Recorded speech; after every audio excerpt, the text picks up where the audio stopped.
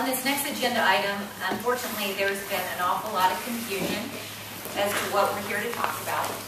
So in order to focus on the discussion of the legal question, we need to consider, and I'd like to explain exactly what the purpose of the agenda item is and what it is not. And we also have 2 more seats right up here. If there's some people that would like to come from the back, there's 2 more seats up front.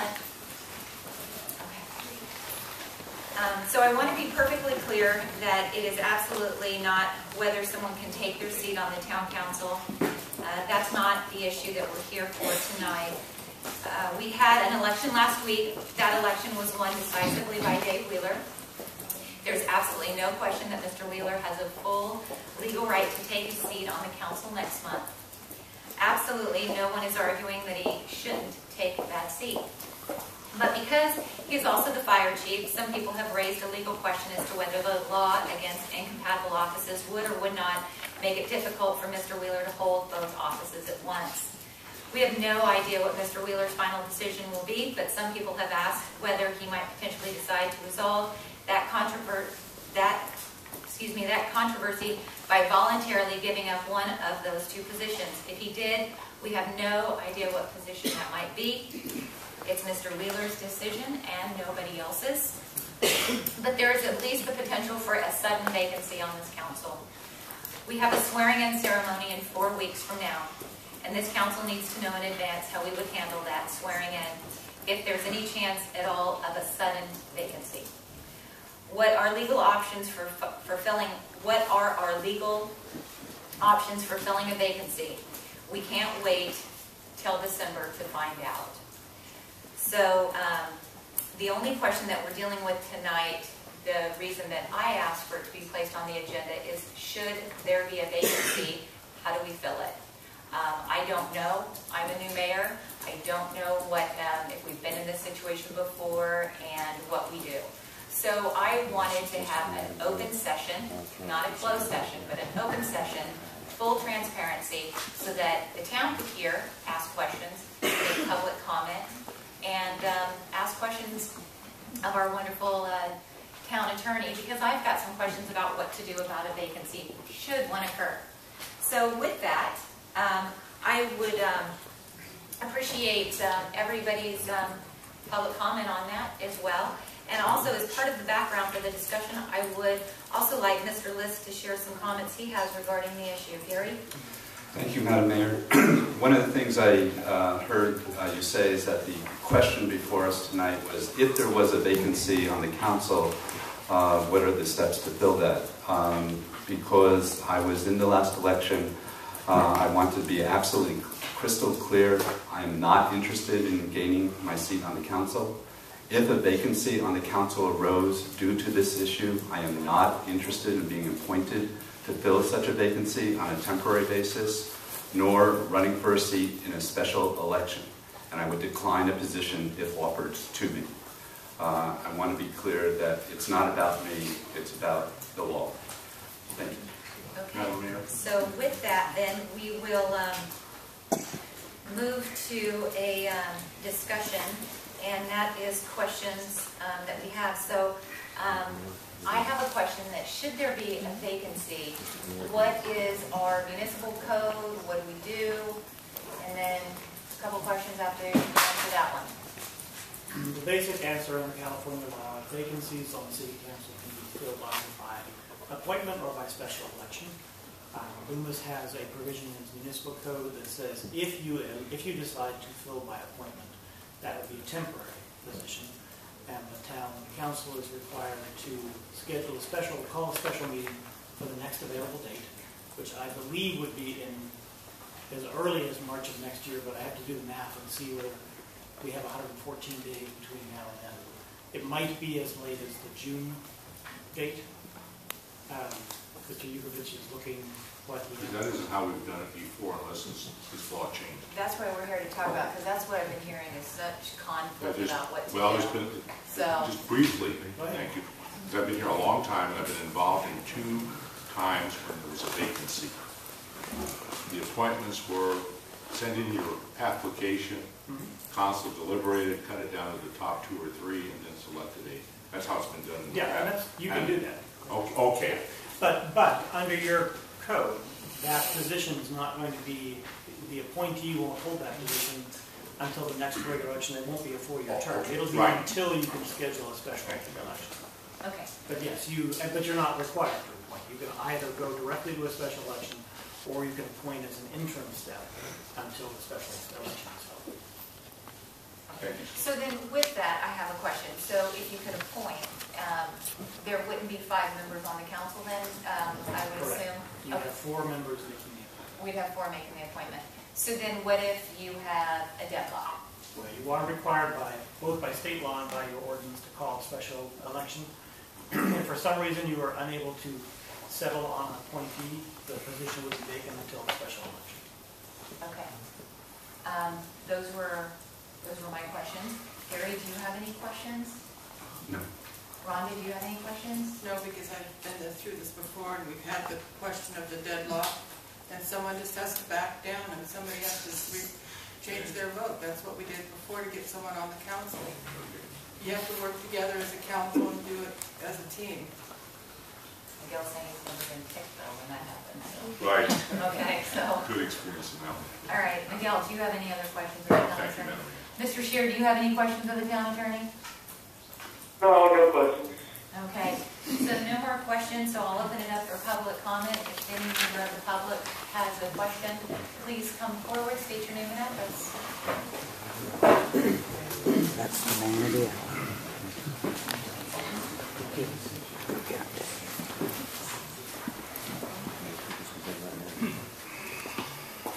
Dave Wheeler. I was elected to town council.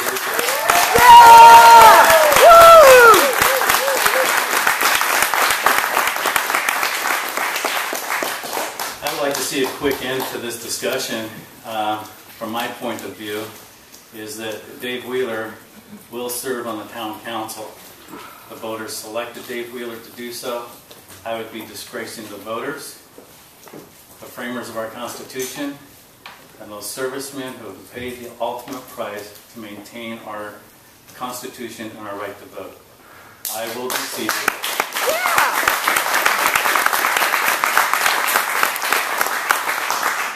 So the question is, if this is a question to the council, perhaps one of you would like to say who's stepping down.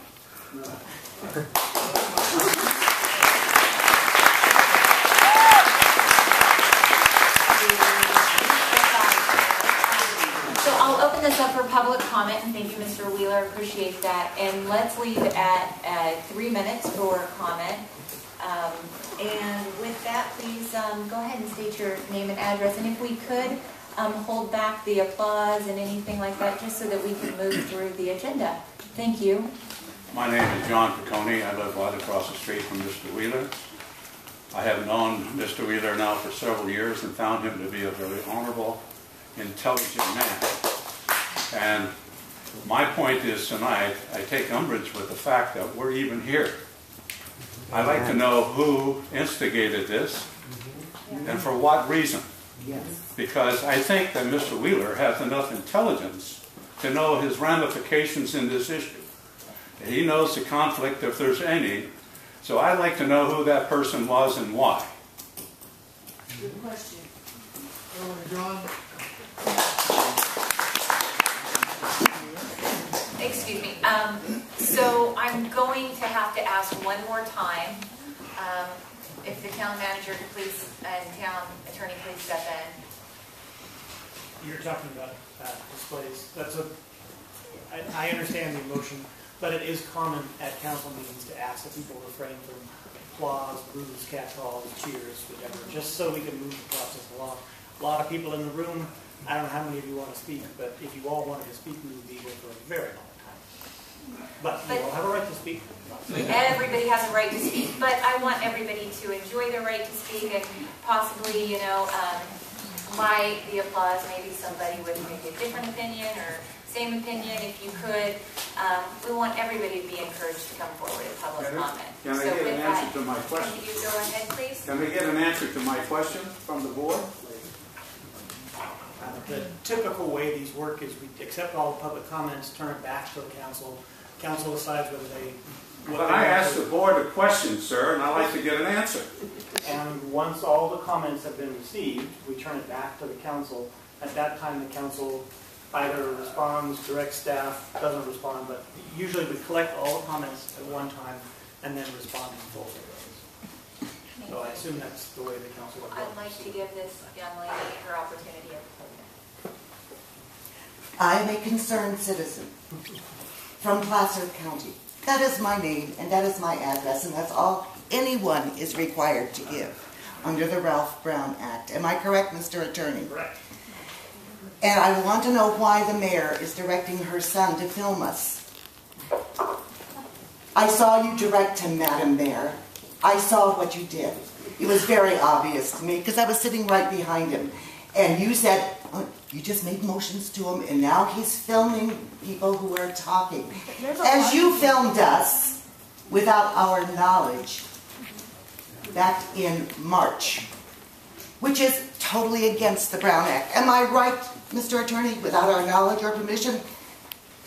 Is that correct? That's not a violation of the Brown Act.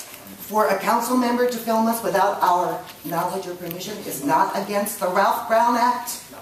No, the Ralph M. Brown Act is an The act that citizens requires- can film them because they work for us. They, as employees, cannot film us without our knowledge and without our permission. I want everyone to realize what's going on.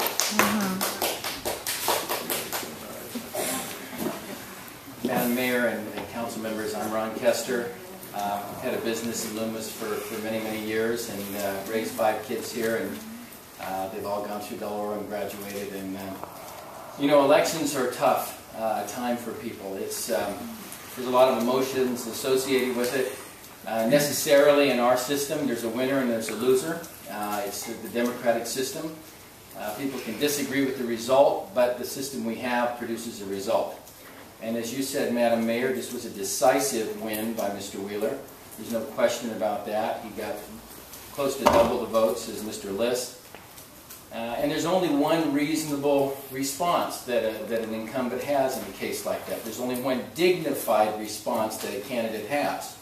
And that is to step aside, accept the will of the sovereign electorate, who chooses whom they will hire and whom they will fire.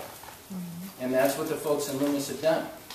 And it is an affront to the system that somebody would suggest in a...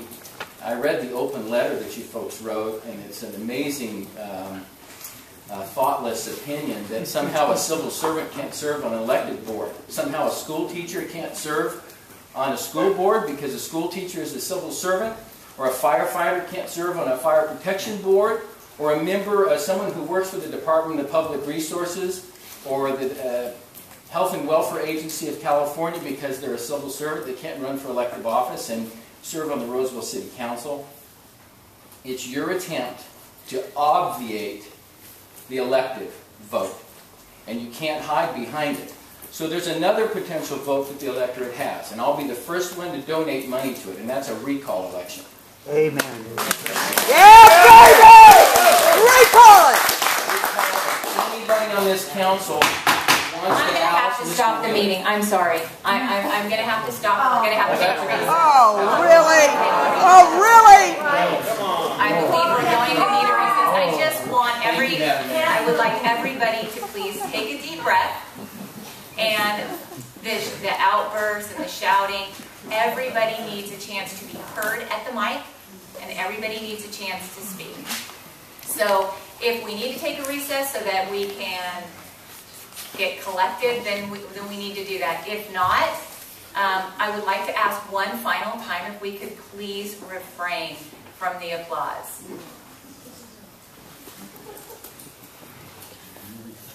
The tape's rolling, go ahead. Brian Mishler, lived here in Loomis since 1971, and proud to be a citizen of Loomis. Although I'm not quite proud right now of what's going on, I do have a question. Is there, if this goes forward and an investigation or research, due diligence is performed, is there a cost to that? Will there be a cost, and does anybody have an idea of the cost of that due diligence? Is there a cost to going forward with the vacancy? I don't understand. The issue is about the vacancy, or? No, researching whether or not Dave Wheeler has legal right to serve. At this point, I have no direction from the council to research that. If the council as a whole wants that issue researched, they will need to give me direction. Okay. My concern as a citizen here in this town is that not only do I agree with Ron Kester, who just spoke, but also I think the wasteful spending of this town council needs to stop. And if there's a penny that will be spent in doing due diligence to determine whether or not Dave Wheeler is eligible, I would recommend against it.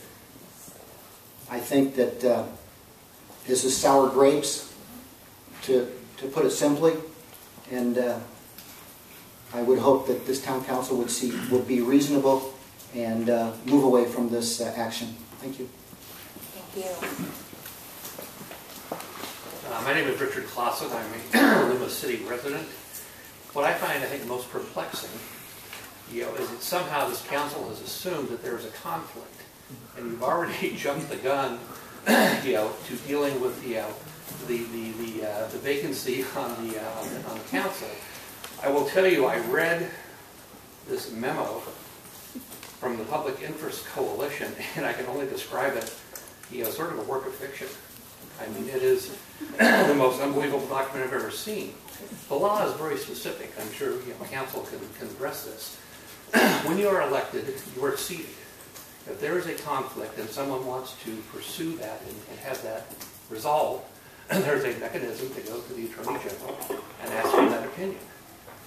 That doesn't change the fact that Dave keeps his job. Dave sits on this council. So to all of a sudden go here a week after the election and be talking about how to fill a vacancy is just silliness. I'm appalled. And I will tell you that there's one nickel of Loomis Town Council money spent with the law firm, to pursue this. Then I think I'm going to agree with Mr. Kester. Thank you. Thank you.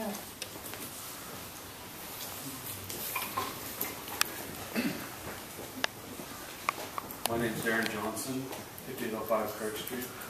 I've been here, been a resident for about a little over 22 years, so I know I'm kind of young in the area.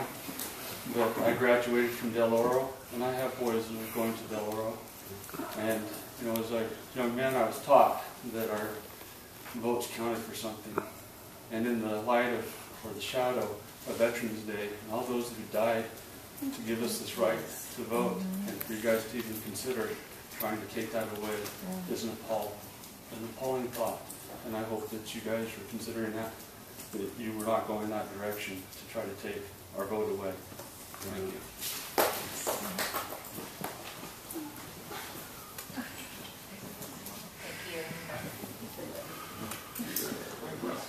My name is John Scherer. I'm the Board of Directors of the Loomis Fire Protection District. After discussion with our council, our position is that Dave Wheeler is merely an employee of the district. He does not hold a public office. And we see absolutely no reason why he can't be seated on this council. The notion that he shouldn't be is in our opinion, absurd. Thank you. Thank you.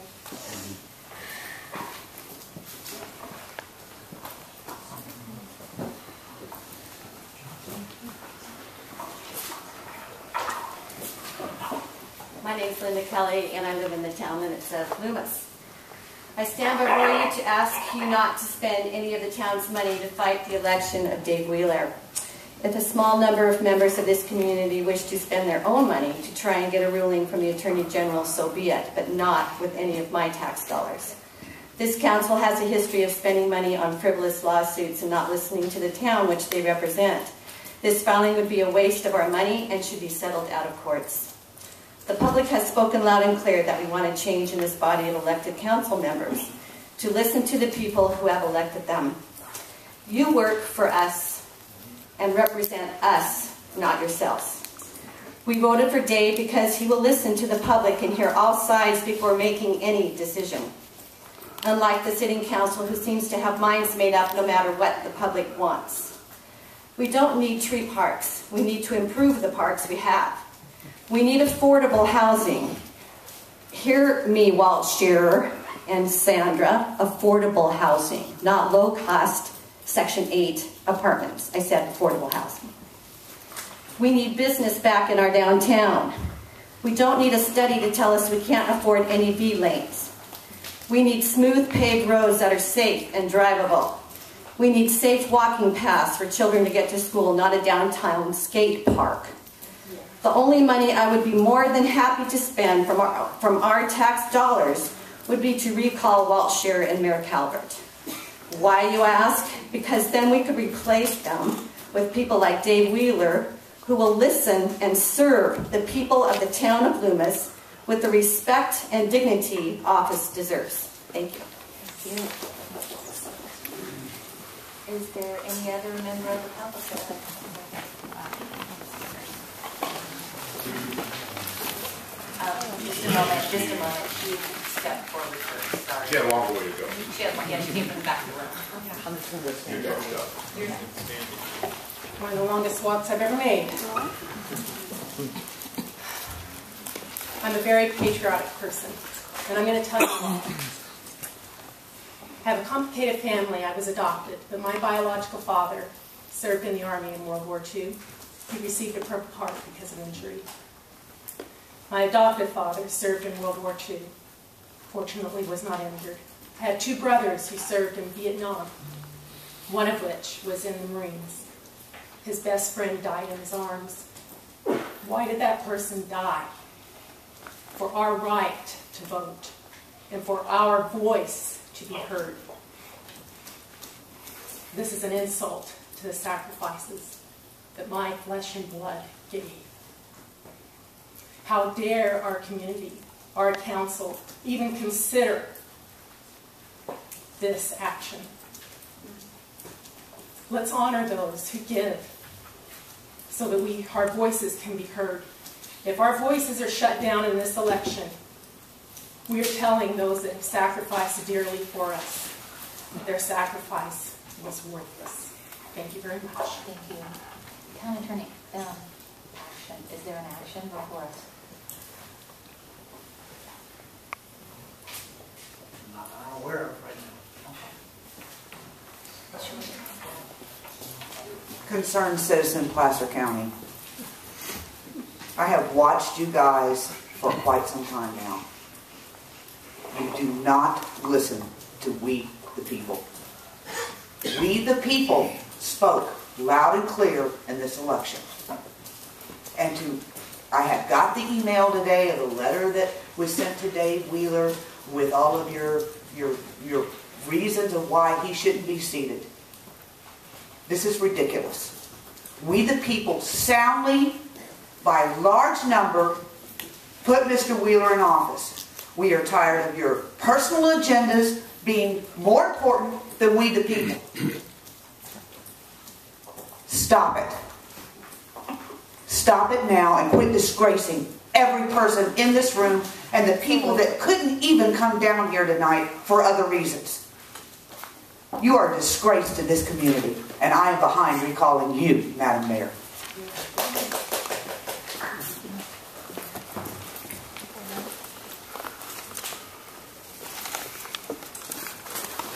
Pat Miller, 4395 Little Trail Way. Earlier tonight, can I have a show of hands? How many people are here in the belief that somebody's trying to prevent Dave Wheeler from taking office? And where's Dave? Dave, you believe that yourself? Yes, I did. Okay. The election happened. Is this? The election happened, am I right? Did Dave Wheeler win? Soundly. Okay. You're addressing us. Next month, Dave Wheeler's going to take office, am I right? Yes. Okay. The question remains about his incompatible office. This council, the people who are behind... The question remains that... She's talking to us. Excuse me, I'm going to fix that. Public comment is addressed to the town council. And in terms of a dialogue, there's not a dialogue at public comment. Thank you. This council, at the end of Gary Liss's term, his term is over, he becomes a private citizen. Am I right? Council? Can they respond? Answer other people. There's no response in public comment. As we said to the other gentleman who spoke, we typically take all the questions. Okay, fine. It's my belief that when Gary Liss's term is over, he becomes a private citizen, and David Wheeler's term will begin. The question before, nobody is trying to change that I know of, that I've heard, that I've talked to. The question remains about an incompatible office. That is the question. Period.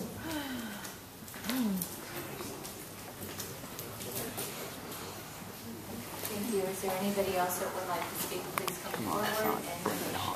I'm going to give it to the lady. I'll stand aside. Okay.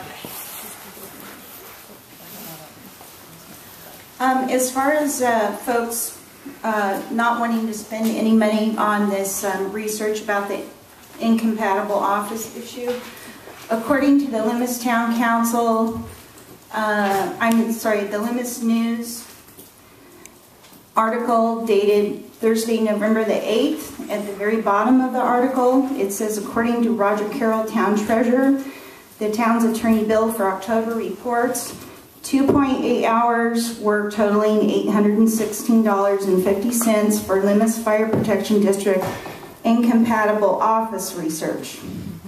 Town manager Rick Angelosi said on Monday, November 12th, that Calvert directed the town attorney to research the issue.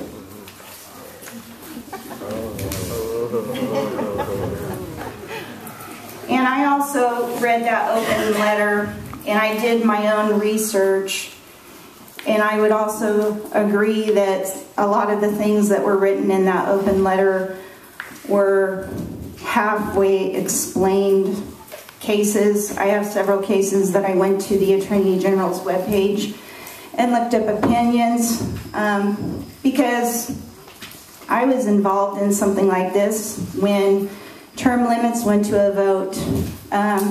The council did the same thing to us. So I could almost predict this was going to happen. Thank you. Let me just make clear one thing. I have not done any additional research on this. I can't tell you offhand what we spent 2.5 hours on in October, but there's no additional research done, pending some direction from council tonight, whether that's something they want me to move forward on. So, I can't speak to what the mayor, and I'm not going to speak to conversations I had with my client, which happens to be the council members. But in terms of research and preparing any kind of a memo or any kind of a result of the research, I have not given anything to the council or any individual council member having to do with this issue. And unless I'm directed to do so by the council as a whole, I will not. My name is Wes Bettis. I live on Humphrey Road here in Loomis.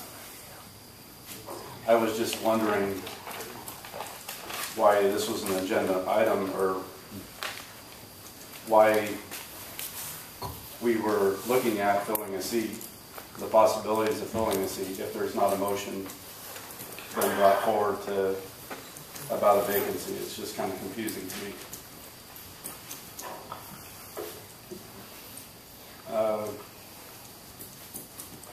That's about all I have to say. I know Dave's a good man, and I know that we're looking forward to him serving. And I know that there's not a conflict of interest.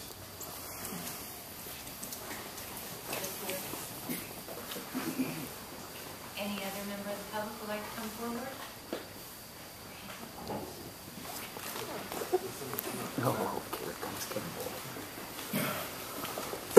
Ken Wilkinson, live off of King and Loomis.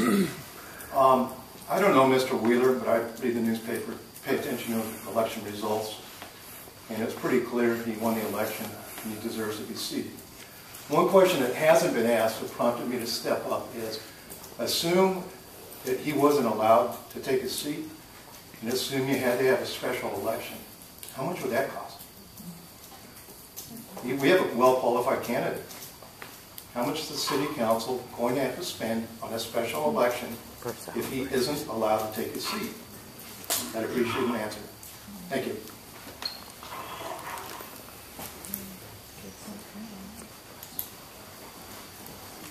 Mike Boburn, 4052 Hunter Oaks. The fact that the item is on the agenda, I think, makes it an action item.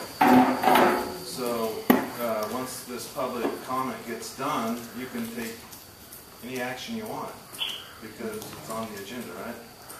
You can discuss it between yourselves. You can ask the attorney to come back with something.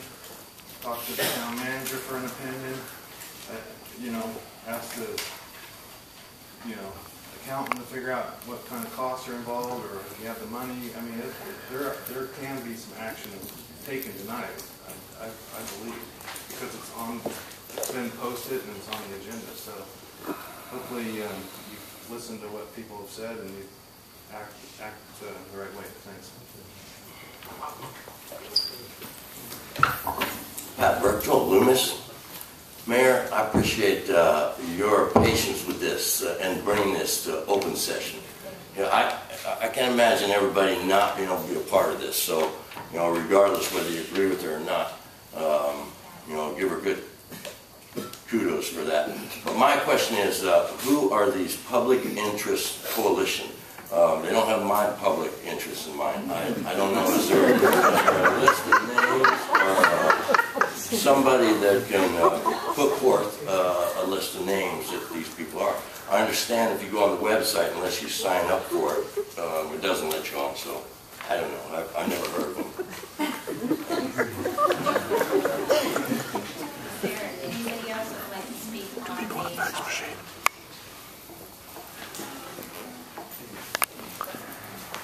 Jean Wilson, 4301 Barton Road, and I just wanted to affirm what Mike Boberg said. It does say on the agenda discussion and action.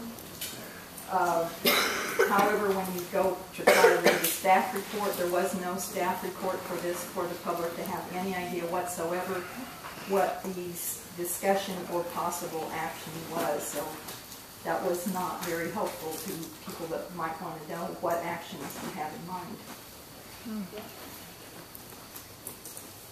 Is there anybody else that would like to come forward and speak for public comment?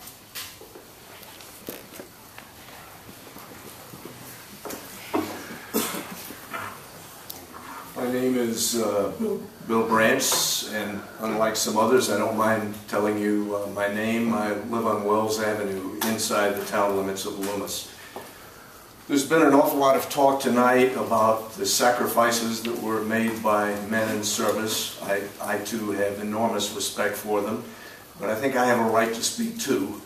I volunteered during the Korean War. I not only volunteered for the Army, I specifically volunteered for hazardous duty, and I served not in combat, but I tried to get into combat in the Korean War. And when I did that, I did it for a nation of laws. I served to protect a nation of laws that is what a democracy is all about. If we don't have law and order, then we have anarchy. Elections, yes, like everything else, elections are regulated by laws. You have to be a certain age, you have to be a natural-born citizen, you have to be a resident of the district. There are hundreds and hundreds of laws regulating elections, and our job is to follow the law. That's the only question here tonight. And the California Attorney General has stated specifically in black and white, they mentioned the name fire chief and city councilman, and they have said that that may in fact be a violation of incompatible offices, a violation of the law.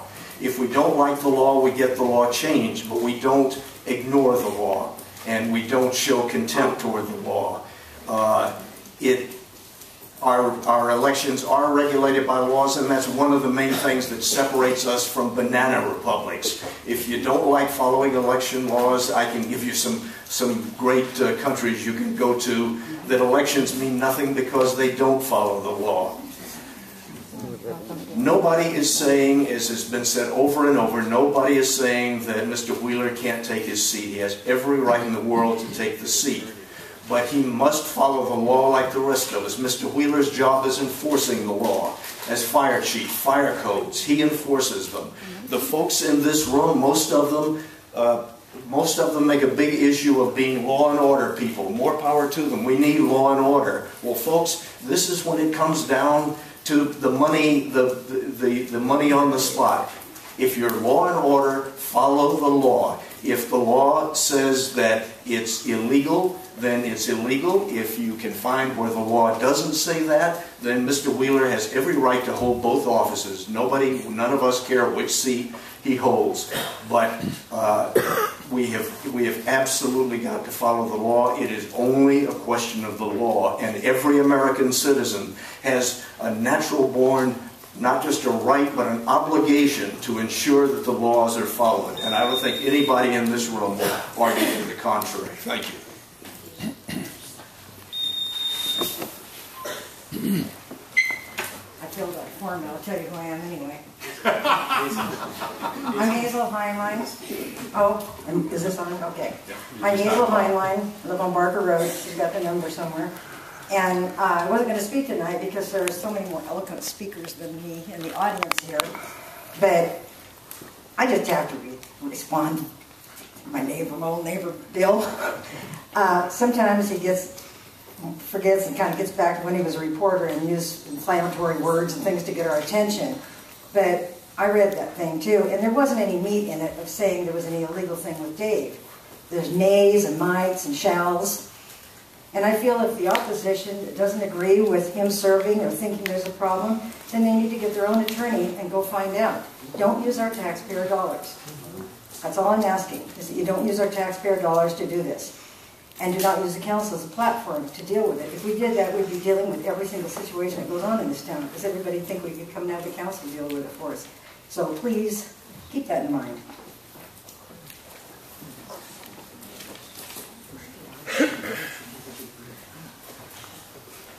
Hi, my name is Bob Gibson. I'm a Loomis resident at 5690 Connie Court, and I've lived here for 37 years. And I appreciate Mr. Branch's great respect for the law. And in fact, California law is very clear and provides a remedy for anybody who thinks that there may be a conflict of interest by any officer of the city.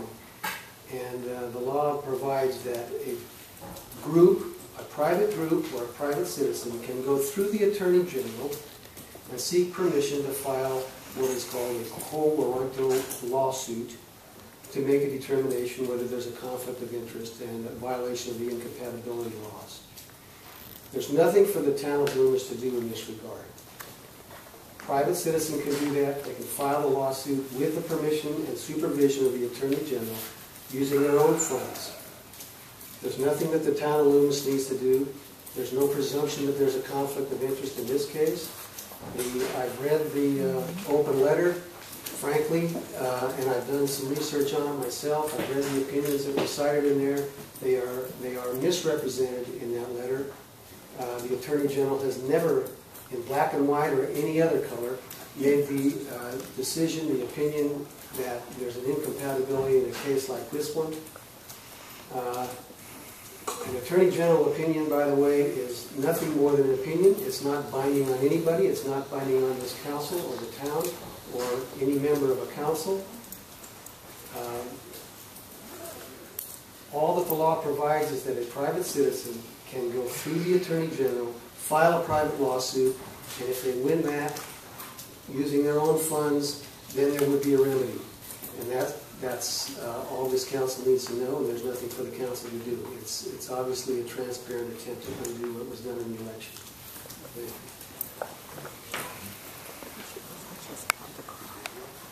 Is there anybody else that wishes to comment on the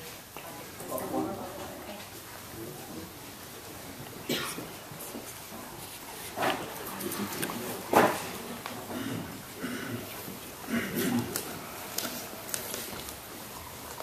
evening. My name is Randy Elder, and I'd like to address what Mr. Branch said in his comments about it being black and white as to a fire chief being unable to serve simultaneously while being a member of the city council. He is citing that from the conflicts of interest document published by the Attorney General's office, and it references a case, 76 ops.cal.atty.gen 38.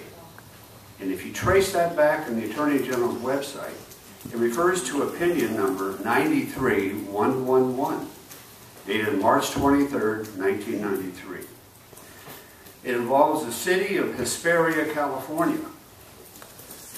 And the fire chief of Hesperia was elected to the city council, of which the city council also had the duties to appoint its members to the board of directors of the fire district. That has no bearing on Loomis.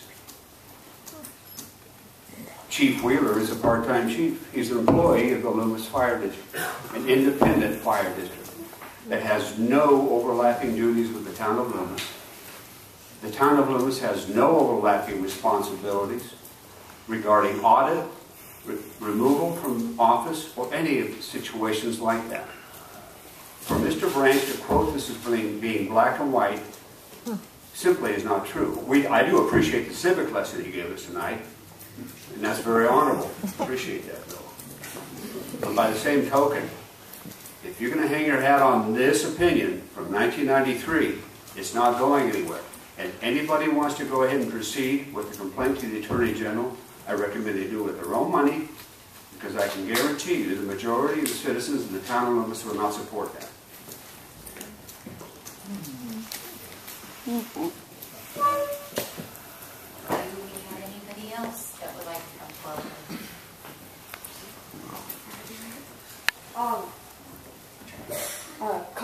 Connor Copper, 4285 Indian Creek Drive. I'm a little young to be, starting to get political, but it sort of frustrates me that we're coming after each other, like Democrats, Republicans, and we're coming after each other. Dave Wheeler, he's earned his spot as to be on the council, but it's basically like, it's like there's three friends, you have 3 cookies. If one person gets 2 cookies, then one's not going to have any. So if Dave Wheeler gets 2 offices, then it sort of, gets a little sketchy in a way. And I just want to say that, the council isn't coming after Dave Wheeler. We're just trying to, get this ironed out. Is there anybody young or old that would like to come to the podium? Because in Loomis, we would love to hear from you. Okay, seeing none, going once, I will close public comment and bring it back to council. Okay, so now we bring it back to council for comments. I don't see an action item on here, but we did have a lot of comments from the audience that perhaps we can address. One was about we heard about Gene Wilson asking about an action. We heard another lady ask about an action. And as I stated in the very beginning, that this is to understand what to do should there be a vacancy, and that's it, for any reason. So I don't see a need for an action item. If the council wishes to direct staff, direct the town attorney to research that, that would require a vote. To spend money, that would require an action, and that would require a vote. But I am not here to direct to spend any of the town money on this issue. I would like to see Dave Wheeler take a seat in December. I'd like to move forward. So if there's any action that I'm missing, Is there an action item that I'm missing? Not unless the town council directs it. Okay. Then we had another question about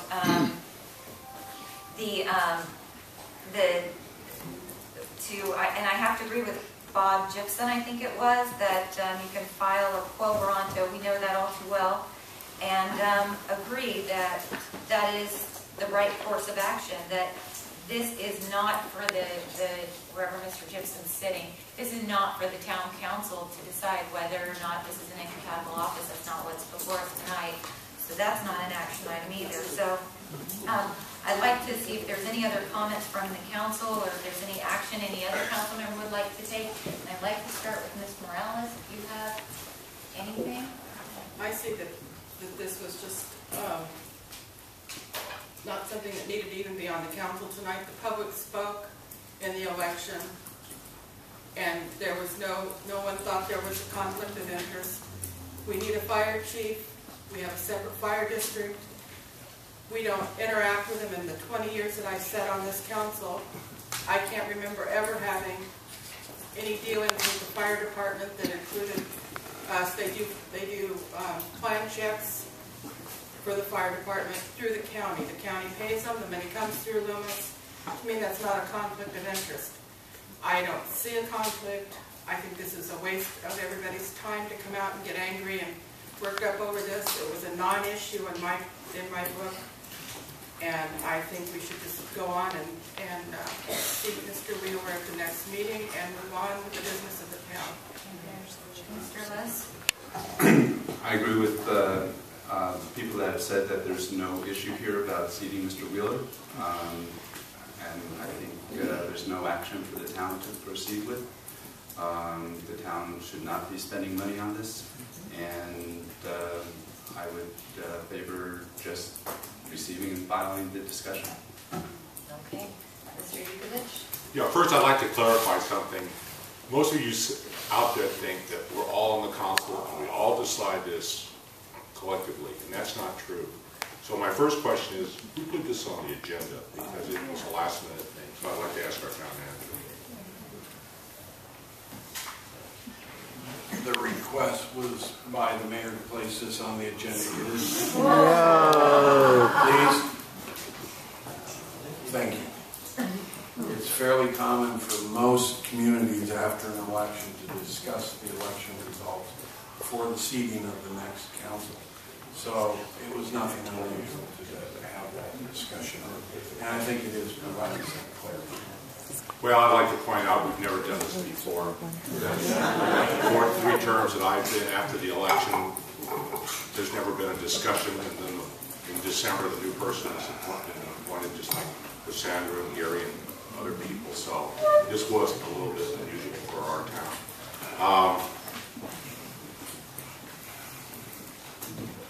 I guess the other question I have with the town attorney, you kind of answered this, but let's be clear about it. Who decides the legality of the election? Well, is your question the legality of the election, or the 600-pound gorilla, which is this incompatibility question?